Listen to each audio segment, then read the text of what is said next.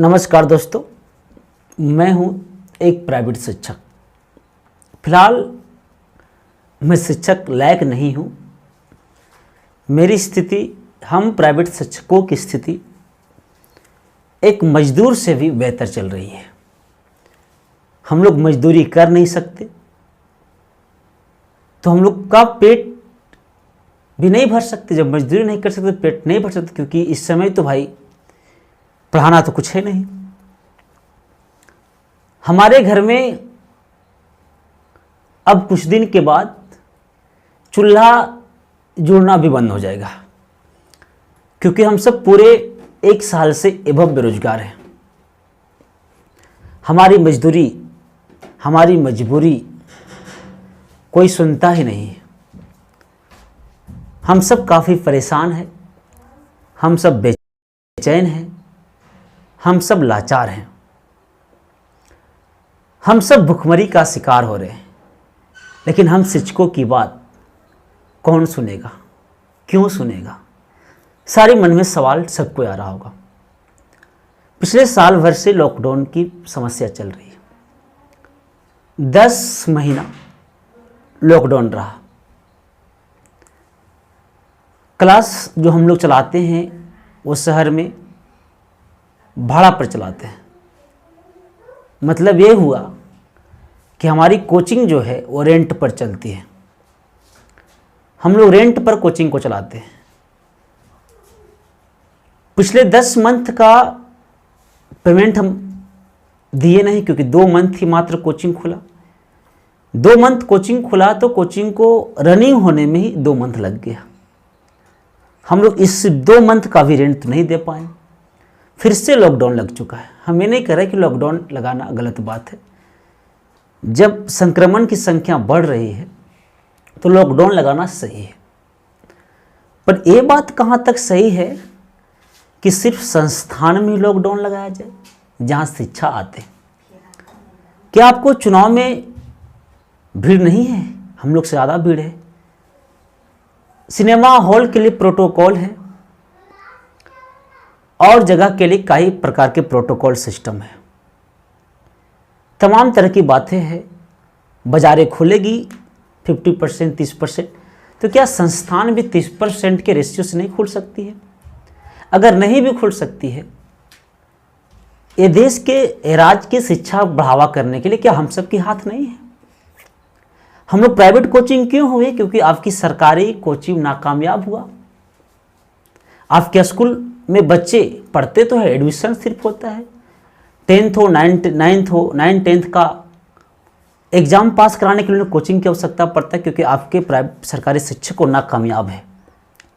आप उन सबको शिक्षक में बहाली कर चुके हैं जो प्योर ठेपामार है।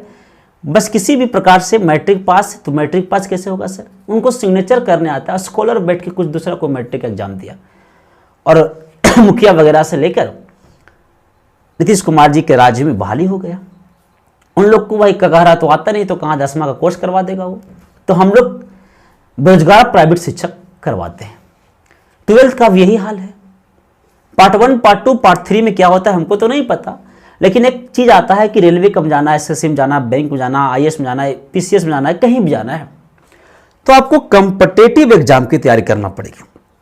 क्या सरकार की कोई ऐसा है जहां बच्चों को निःशुल्क सरकारी से, मतलब कुछ ऐसा है? कॉलेज के तो नाम सुने होंगे, पर कोई कोचिंग है जो मैं लगता है वहाँ एडमिशन कराओ, वहाँ फ्री प्रतियोगिता परीक्षाओं की तैयारी होगी? नहीं है।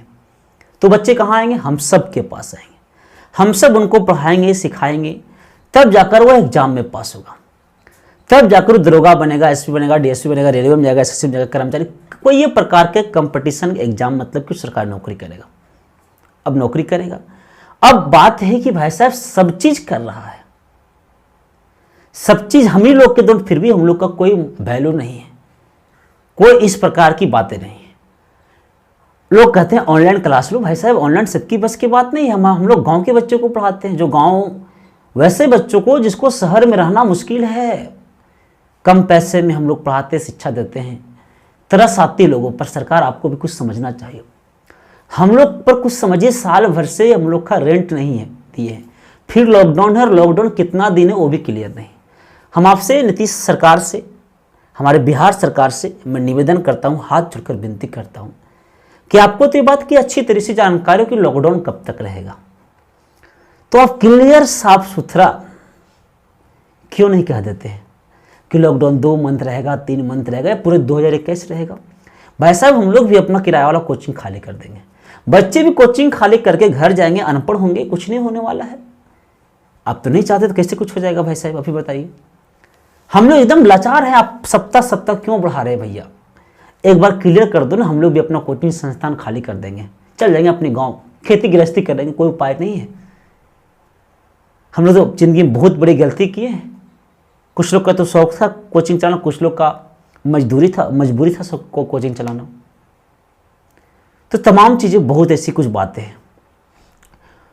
क्या हमारी देश हमसे शिक्षित नहीं हो रही है?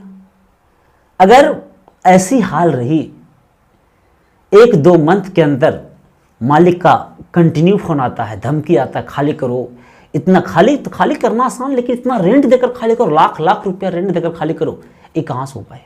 हम लोग क्या कर सकते हैं? हमारे के लिए कुछ प्रोटोकॉल बनाइए साहिब, आप हमारे लिए भी कुछ बनाइए। नहीं तो हम शिक्षक 1-2 मंथ में सच्चाई बोल रहे हैं आपको कि हम लोग आत्महत्या कर लेंगे, क्योंकि इसके सिवा हमारे पास कुछ उपाय नहीं है। घर के लोग बोलते कि तुम कर क्या रहा हो, क्या कर रहा है भाई साहब, जो तुमको घर से ही रेंट देगा तुम अब क्यों कर रहे हैं, बंद कर दो। यह बहुत तरह के मन में टॉर्चर है, बहुत तरह के मन में सहन है, घर का दबाव, सरकार का दबाव, बच्चे भी फोन करते सर पढ़ाइए, हम लोग का जिंदगी बर्बाद हो रहा है। एग्जाम तो बोला कि टाइम पर आप ले रहे हैं, टाइम पर एग्जाम लेती है। एसएससी सीचल का एग्जाम हो रही है अभी, हर चीज़ का एग्जाम होगा, टाइम आपने निकाल दिया, पर पढ़ाई के लिए तो आप कभी सोचे ही नहीं। ऑनलाइन जब ऑनलाइन सब चीज़ था ही मोदी सरकार, तो फिर बंगाल में आपको जाने की जरूरत ही क्या था? आप वहाँ भी टीवी पर आके बोल देते हैं कि भाइयों एवं बहनों, देवी एवं सज्जनों, मैं देश का पीएम, देश का चौकीदार, बंगाल की तमाम जनता से वोट मांगता हूँ। तो क्या आपको वोट नहीं मिलता? आपको तो वहाँ जाना जरूरी था, आपको वहाँ दिखाना जरूरी था। और आपकी मीडिया वाले है डालते हैं और कहते हैं मोदी जी के भीड़ में, इनके मायावती के भीड़ में, जो भी है, दीदी के भीड़ में इतना सारा जनसंख्या, क्या बात है, लोग चाह रहे हैं। कोरोना वहाँ खत्म हो गया। हमारे देश में, हमारे राज्य बिहार में तो कोरोना भर के है भाई साहब। कोरोना है या नहीं है उस बात पर मैं टिप्पणी नहीं करूंगा, लॉकडाउन लगाइए नहीं लगाइए हम टिप्पणी नहीं करूंगा, पर जिस प्रकार से पूरे सिस्टम का प्रोटोकॉल से काम हो रहा है, उस प्रकार से शिक्षा का भी प्रोटोकॉल होना चाहिए। हम एक बेंच पर एक बच्चा बैठाने के लिए तैयार है साहब। आपका प्रशासन अपने क्षेत्र को चेक तो कर सकता है ना। हमारी यूनियन, हमारे जो शिक्षक संघ है, वो इस बात की गारंटी लेने के लिए तैयार है कि जो शिक्षक संघ जो भी क्षेत्र में है, वह क्षेत्र में एक बेंच पर एक बच्चा बैठेगा। अगर नहीं बैठा तो उसकी जिम्मेवारी आप थाना लेगा, आप थाना चेक करिए, हम लोग पर केस करिए, हम लोग पर एफआईआर करिए। अगर हम लोग कुछ भीड़ भड़ाका करते हैं, एक प्रोटोकॉल का नियम नहीं करते, हम लोग मास्क नहीं लगाते हैं, हम लोग सैनिटाइजर नहीं देते हैं बच्चों को लगाने के लिए, और एक बेंच पर एक बच्चों को हम नहीं बैठाते हैं, उसके बाद हम सीढ़ी पर उतरने के लिए धीरे धीरे सबको एक एक करके नहीं उतारते हैं, सारे सिस्टम अगर हम नहीं करते हैं, तो आप मेरी कोचिंग सील कर दीजिए। हम सब शिक्षक की कोचिंग सील कर दीजिए, आप हम लोग का बंद कर दीजिए, एफआईआर कर दीजिए, हम जेल जाने के लिए तैयार हैं। लेकिन इस प्रकार से हम लोग को परेशान मत करिए, सताइए नहीं भाई साहब। नहीं तो सच्चाई बोल रहे हैं, ये हम नहीं है, पूरे प्राइवेट शिक्षक, पूरे बिहार का शिक्षक, आप सबका एक ही उम्मीद है कि सब लोग अब आत्महत्या करने के तैयार हो जाएगा। आप क्या करिएगा? कि भाई साहब हम लोग का पेट कैसे चलेगा? ये बात को आपको समझना चाहिए। काफ़ी तकलीफ है, काफ़ी जंजीलती है, रेंट का बात है, लोग रेंट मांग रहे हैं, सब तरह की परेशानियां हैं। हम अपनी संस्थान खाली नहीं कर सकते क्योंकि ऑलरेडी रेंट बाकी है, इसलिए नहीं खाली कर सकते। कोई शौक नहीं संस्थान रखने का, रेंट बाकी है। अब उनको 1 लाख 2 लाख, मैं तो छोटा शिक्षक हूँ, मुझे तो उतनी भीड़ भड़ाके नहीं है, मतलब मैं उतनी जाने पहचाने नहीं हूँ, तो मुझे 1 लाख बाकी है, मेरा 1 लाख बाकी है। कुछ लोग बड़े बड़े जिसका 50-60 हज़ार के मंथ ही है, तो आप समझ सकते हो कितना बाकी होगा। मालिक बोलता है कि पहले कमा कर क्या किया भाई साहब, हम कितना फी लेते हैं बताइए। एक बच्चे 200-300 पर मंथ देते थे, क्या देते हैं हम लोग का खर्चा है, दिन भर खड़ा होना पड़ता है। मैं सरकार आपसे निवेदन करता हूं, नहीं तो 2 महीना के अंदर बहुत सारे शिक्षक आत्महत्या कर लेगा, इसका जिम्मेदार सिर्फ आप होंगे। फिर ठीक है, मिलते हैं। अब मैं ज़्यादा कुछ नहीं बोल पाऊँगा क्योंकि मैं बोलने अब लायक नहीं हूँ। नमस्कार।